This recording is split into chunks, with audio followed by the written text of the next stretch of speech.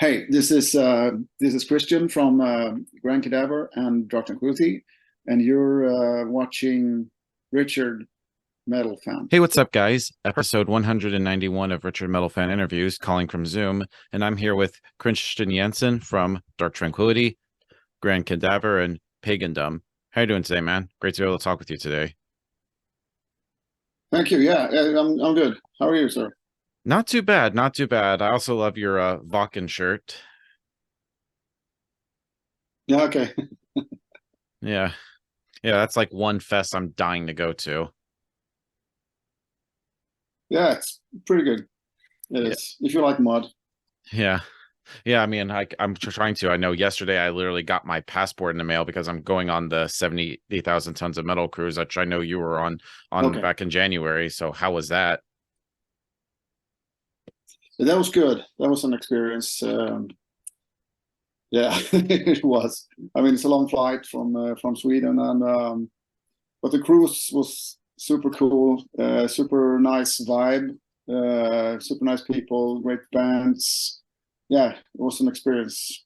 Yeah, and Yeah. I'm really excited. That'll be a good way to kick off 2024 with that cruise. I'm really looking forward to it. I've been wanting to go for like almost a decade, and now it's finally coming into fruition. It's the stars have aligned perfectly. Okay, right. It's about time. Hell Yeah. yeah. So, kind of like the format is, I want to do a rundown of your discography and talk about like your musical history. So, take it back to young Christian Jensen. So, kind of growing up in Sweden, what were the first bands that got you into metal, and what made you want to slap at a bass?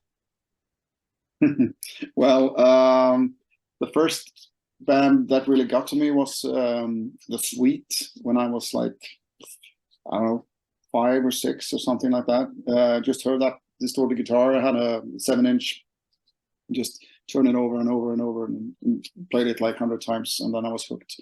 But then I got exposed to Sex Pistols and Alice Cooper and Kiss, of course, as a kid. So yeah, there it was. And then I started playing bass because there we didn't have any bass player, and I didn't have any kind of prestige about I have to play guitar. So the other guy could play guitar, and I switched to bass, and yeah, long time Awesome. ago. Awesome. So, were you in any bands before Pagandom? I'm trying to like do my research. I'd like to hear like the in-depth like your first bands like leading up to starting up Pagandom. Yeah, well, yeah, I started my first band when I was 14, like in '82. It's a punk band, and there were a couple of punk bands, and then the more we learned to play, then the the more metal it became, kind of. So, what more basic heavy metal, and yeah, I don't think there there are no bands that you have ever heard of, no one else either. but but not until Paganum when we started that in '87. So Yeah. yeah. And so how did you get to know the guys in Pagandom? Well, we lived on an I live on an island outside Gothenburg, and Martin, who I formed a band with, we also lived there. And we he was in one band, I was in another, and one day I came early to our rehearsals, and they were still playing, and I I heard through the door his guitar sound and some really cool riffs, and I just fell in love right there and then, and I just knew that we had to start a band together. So I made that happen. So we started a band. He left his band, I left my band, and we started a band. I don't remember what it was called, but it was kind of, yeah, some kind of heavy metal band anyway. So and then we left that band and formed Pagandom. Yeah. And tell me about like that first demo. Instead of watching your funeral, I watch you live, which came out in '89. It's just very raw sounding. I was like doing my research before the interview, and tell me about like that where was that recorded at? Yeah, that was fun. That was our first time in the studio. It wasn't very professional studio, but for us it was like, yeah, something that we paid for, and we wanted to make the best out of it. So yeah, we recorded 3 songs, I think. Interesting sound if you listen to it now, but it was a great learning experience. Yeah. So yeah, there was and we got some local kind of recognition, I think, then. Yeah. So you're just like playing like locally around like Sweden and stuff. Just locally around Gothenburg. Yeah. Awesome. Yeah. Awesome. And one thing I noticed, like on your pages on Metal Archives, the logo is very similar to the pentagram logo. Were you like fans of Pentagram at the time? No, the old logo is more like nuclear assault-ish kind of, but the Yeah. the one that is similar to Pentagram is that was kind of a mistake or a coincidence. Of course, I like Pentagram, but I stole the fonts from Sabbath Bloody Sabbath, and it turns out that it's like almost the same. So Yeah. we kind of, and we have a P and they have a P, so yeah. Yeah. Yeah. And then of course the next demo is hear your naked skin say ashes to ashes. That's like a tongue twister in itself. I also like that EP, that little demo. Tell me about like making that. Yeah, that was we like our these punchy titles. No, we were more prepared this time. We went into a better studio.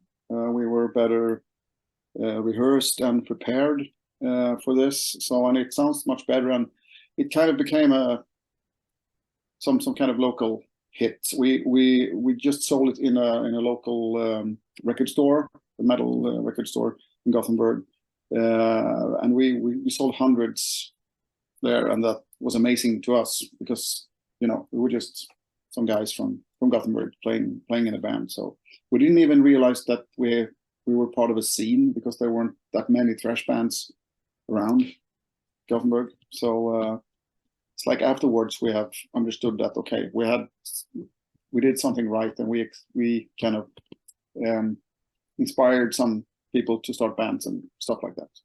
Awesome. And then of course the last Pagan demo was demo 92, which of course I guess you were trying to like hand out to labels and stuff. Yeah, correct. Yeah, mostly to labels, and then we sold some via mail order and from mostly Germany, because Germany picked up, made some reviews in some magazines. I don't remember what, but yeah, something like that. And so we sent some to some happy campers in around Germany. Awesome. And then you started playing around, and then I believe you got signed to your first label called Crypto Records. How did they find Pagandom? I think it was through those reviews in German metal magazines, something like that.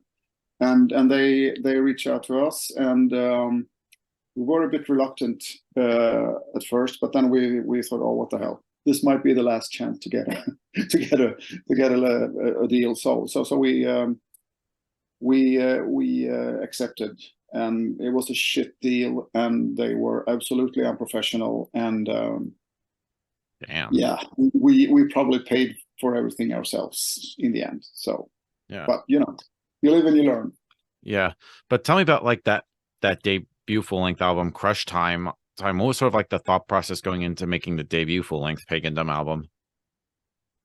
Yeah, it was also an experience. We had kind of, we recorded in 1993, and as everybody knows, that around there's a lot of things happening in music. We had kind of gotten tired of ourselves, tired of playing with double kick drums and playing fast and stuff like that, and we were more like influenced by other bands like Pantera, of course, and Helmet and Soundgarden and whatnot. So we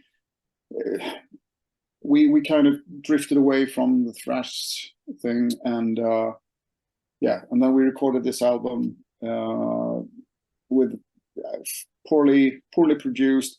We had a lot of communication problems with the producer because he was German and his English wasn't that good and our English wasn't that good. So it's like that, and kind of lack the nuances in the language. So I can't blame him for everything, but partly. And then we released that in 93, 94, I think. Yeah, And we had 94. and we had no distribution in Sweden, so that's bad if you're a Swedish band, I think. Yeah. Yeah, because I was looking it up online and stuff, and it's very, very good. I love songs like Wipe, but Download, Her Mask, Trip, and I think it's a really underrated album in my opinion. Oh, thank you. Yeah. Yeah, but then of course you toured a little bit, but then I heard in 96 apparently you changed your name to Kung briefly and you did like the 6-track demo, 6 specially blended songs from Kung. I was always curious why the name change before the split. Mainly because we were kind of really tired of ourselves, and we wanted to do something else completely, kind of start from scratch. And in that at the same time, we lost our drummer, and then we just tried to get a new drummer, but we didn't get any. So we kind of just faded out. Just we lost the energy, and so we just disbanded. All right. All right, and sort of like during after that, what were your like other bands that you were a part of after the split of with Pagandom? After the split, I was approached by a band called 11 Pictures from Gothenburg. It was kind of a grungy kind of band that I really liked. Friends of mine, and I joined them in '96 until we disbanded in 2000. So that was good, and then I had a little break, and then I was in a band, some small bands, and then some kind of post-hardcore band called From Now On, early 2000s. Yeah. Yeah, and I think you also did. I'm just looking at your page on Metal Archives. You also did Transport League in 2001. Oh yeah, I keep forgetting that. That was I did like 6 months. That's the best player. Yeah, and then you did Kill the Parish. I'm just curious because how I was wondering when you joined the band, because then I think you left in 2009. What band you say? Kill the Parish. I don't know what that is. I'm sorry. Must be some kind of error. Yeah, it was like you did like the Beginning of Eternity EP in 2009. No. Oh, No. so fucking Metal Archives lied. Like I swear, Metal Archives is almost like Wikipedia. Yeah, I know. Yeah, and it's probably mostly accurate stuff, but yeah, sometimes no, nothing that I'm aware of. Yeah. I always like to, like, anytime I've had like anybody on here, I always like to dig and try to confirm from the source itself whether it's true or bullshit. Yeah. But then I think you're just playing in like other bands at the time, and then of course in 2013 you started back up Pagandom. So I was curious what made you guys decide to get back together. Yeah, we had never talked about that, and I've never even thought about it. I think, but there was a festival starting in 2013 in like in January, February or something in Gothenburg, an indoor festival. They're called the Gothenburg Sound, because they wanted to like celebrate the Gothenburg sound and everything metal about Gothenburg. So they asked us to reunite to play a show there, because we had apparently had some significant input when we started out. So we thought about it, but we weren't able to make it happen then. But then next year, 2014, we did it. So we started in like late 2013, and we just played songs from our 2 first demos there, and we had Anders Björler, from At the Gates on guitar. That was great. Oh yeah. And then tell me about making making Hurt as a Shadow from 2016. Were you like nervous at all, like making a new Pagandom album after all these years? How it was, or it wasn't clipping, so I didn't hear what you asked. Yeah, I was asking like about Hurt as a Shadow, which was the first album since Crush Time. Were you like nervous at all making a new Pagandom album? No, just excited, because we we didn't feel we had any pressure. I mean, no one really knew about us. That's what we thought anyway. So yeah, no, we were just happy to make one, and yeah, so that was good. Yeah. And what was that like working with Anders from At the Gates? That was amazing because I didn't know him back then. I knew about him, and we kind of, if we met in the city, we just like and that I never talked to him until then when we reunited. So that was amazing, and I've listened so much to At the Gates and The Haunted, and he's an amazing musician and a super nice guy. So that was great. Yeah. Yeah, and I love that. That's definitely a pretty good album. Yeah, thank you. Yeah, that was good. Yeah. I liked it. Yeah, and then I know you also did a single in 2019, Spiritual Psycho 30. How'd that song come to be?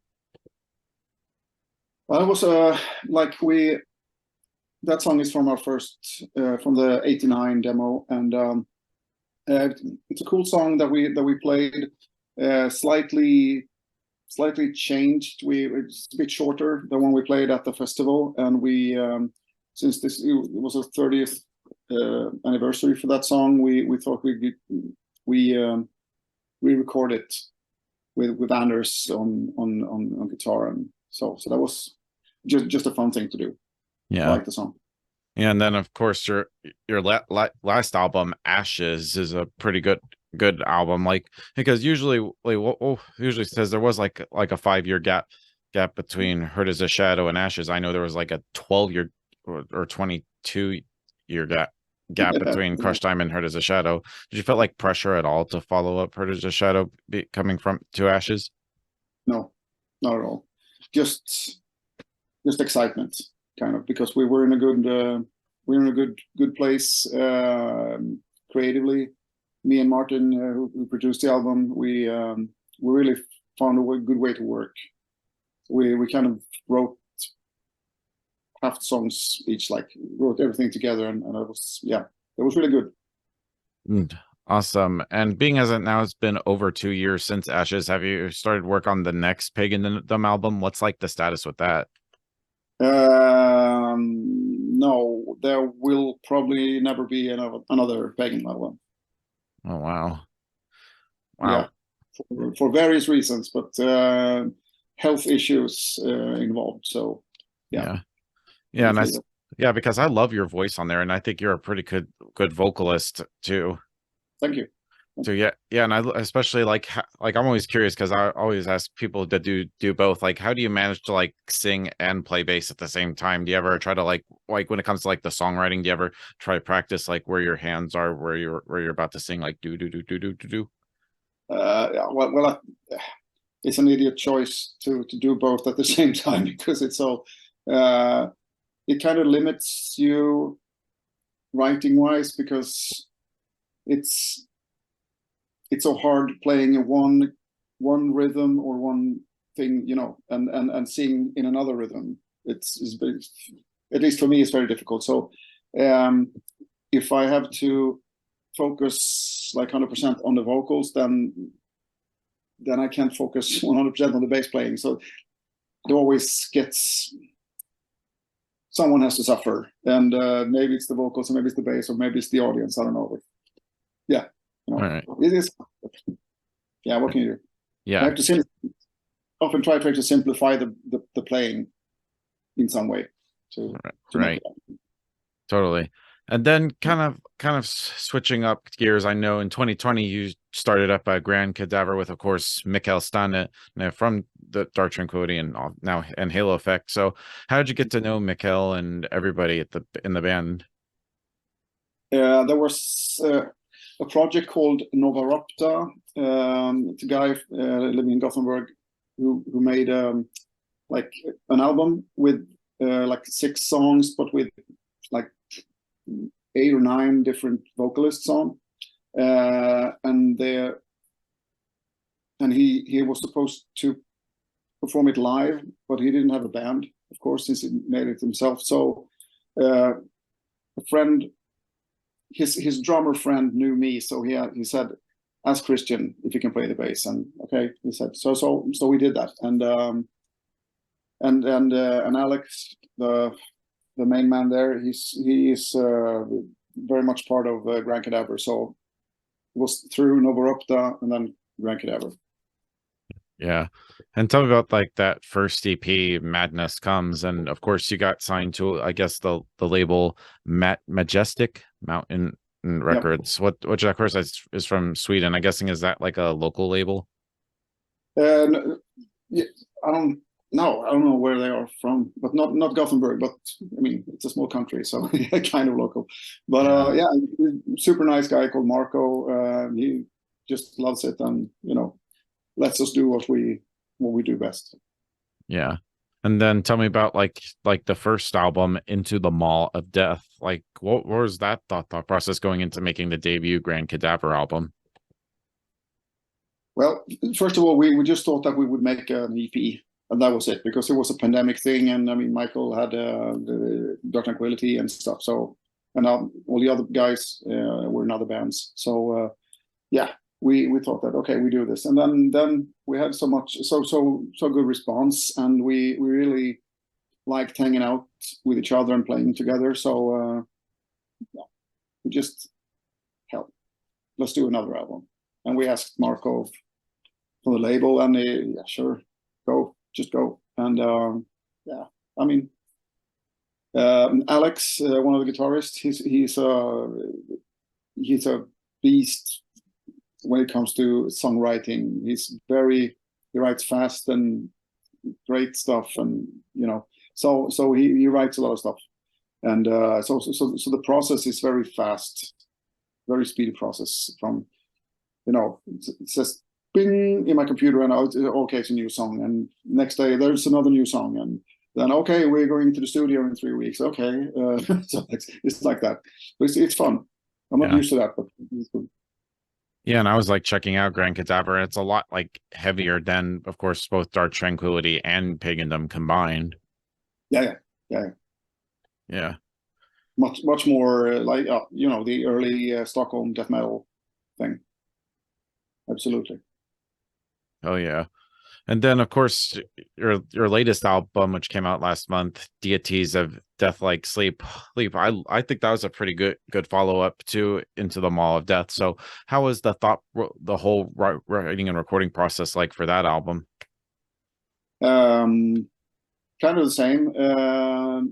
I write some, and Alex writes a lot, and then we try to piece it together. Michael writes all the lyrics, as far as I'm concerned, as far as I know.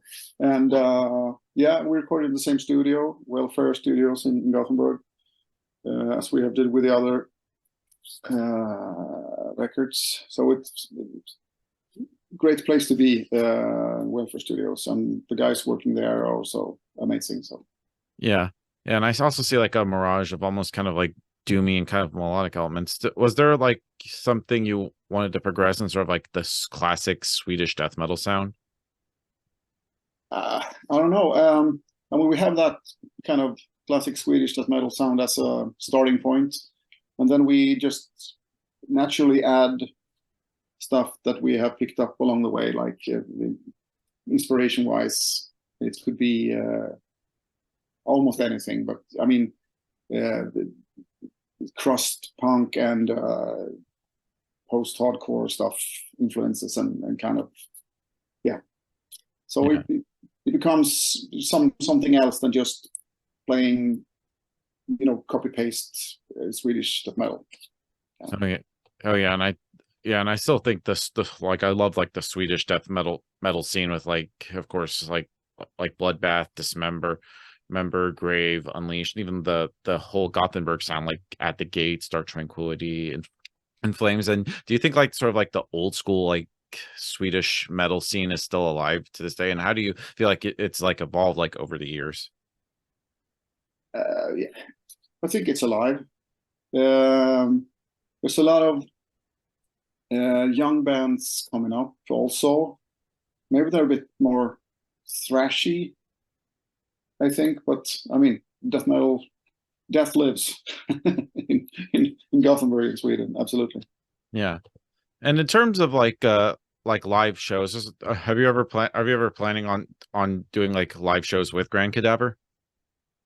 Yeah, we're playing on Saturday outside Gothenburg. We rarely play live because it's hard to make it happen. We have people all over the country that has to come together and be able to play. And Michael, of course, is very busy with both Halo and DT. So, but yeah, we're playing on Saturday, and we have our first German show planned for next summer festival. So that'll be good. Yeah, I would hope one day the Grand Cadaver would come to the States. I would buy tickets in a heartbeat. I'll put you on the guest list. I would take you up on that offer, my friend. Yeah, yeah, no, but yeah, that would be cool. Absolutely. Yeah. Yeah, and talking about like your bass playing, because I know like everybody likes to make fun of like the bass player, and there's always like the bass player jokes and the memes and stuff, but I feel like bass is important because I think you don't gravitate towards flashy bass playing. Instead, I feel like you find ways to link what the guitars are doing with the melody and what the drums are doing with the rhythm. So what is like your approach to recording the bass?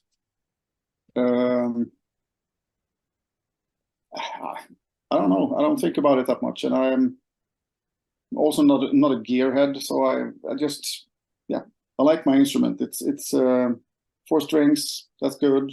I'm not that technical. I'm more technical with my right hand. I think, like from thrashes, stuff like that. But left hand, not so much. But I'm fairly tight, and you know, I try to make it sound good and tasteful. So I use what I have, the tools I have, kind of. So yeah, I have to be on time. It's important to be on time. Yeah, because I remember like watching an interview with Troy Sanders from Mastodon. He describes as like the bass is like kind of like that special stuff in the sandwich. Like the guitars are kind of like the bread, and the bass is like that special stuff in the middle. He's a fantastic guy and a really good bass player also. But I mean, a lot of people don't think that much about bass when they go to a concert or listen to a record. But if you take away the bass, then you will notice. Hell yeah! So it's kind of ungrateful position, but yeah, who cares? Yeah. I like it. Yeah, and then of course you have obviously now have joined Dark Tranquillity as a full-time member. I know you've been playing live since last year or so. So how did you get to end up joining the band? Because I know you've worked with Mikkel with Grand Cadaver, so I'm guessing it was like a no-brainer to join Dark Tranquillity. Yeah, the thing was 2 years ago, Michael sent me a question that if I could help them out with a few festival shows, because Anders Ivers, who played bass before, he had left, and I just like, oh yeah, okay, yeah, I'll try. Yeah. So it was just a few festival shows, and then they called again and said, well, we have some more shows. We have a few in Turkey and Ukraine. Can you do it? Oh, yeah, of course. And then there was, can you come to the States with us? And yeah, and I was at front row at the Atlanta show. So that was the first time I've seen you play live with the band. Yeah, actually, I was supposed to be on that show. So they. Oh yeah, I forgot. God, you had to miss that because I remember I actually interviewed Mikkel before the show. You had like a health issue or something. Yeah, I was in the hospital and yeah, stuff like that. I almost forgot about that. Yeah, there was a guy called Mike Bear who stepped in and just on kind of short notice made that happen. But after that, I've been playing for like 2 years. Now I'm full member. So. Yeah, and then of course I know you, and of course the new drummer Joachim had joined the same time as you. So did you know Joachim beforehand, and what was like your first impression meeting him? My first impression was that he was a really, happy guy and a really good drummer. So it was the first time, first rehearsal we did together with DT. That was nice. Yeah. Oh yeah. Yeah, and speaking of, I know you're currently on work with the new album. So what is the status with the new Dark Tranquillity album? I think we will start recording drums in a couple of weeks' time or something like that. Yeah, hell yeah. And I'm looking forward to it I guess coming out sometime next year. Yeah, sometime next year. Yeah, awesome. And kind of like the final question I wanted to ask you is kind of like talking about like your gear and stuff. I'm always curious like what kind of basses you play, like strings, amps, and pedals and all that stuff. Okay. I have a white bass.